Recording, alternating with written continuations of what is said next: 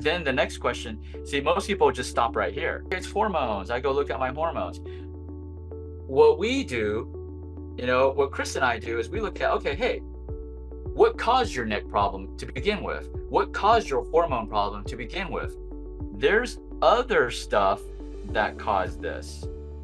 And then we keep on narrowing it down until we pinpoint the organ. Now, through this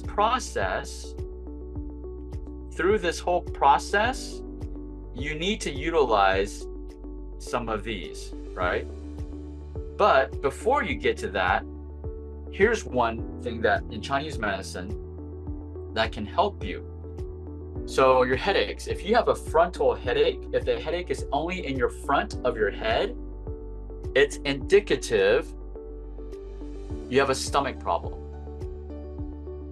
So something in your stomach is affecting and it's causing and it's showing up as a frontal headache. Does it mean the stomach is the only cause? No, it doesn't. But here's the thing, it's pinpointing to at least one organ, your stomach. So if you have a headache in the front, it's a stomach problem. Can it be other organs that are involved? Absolutely.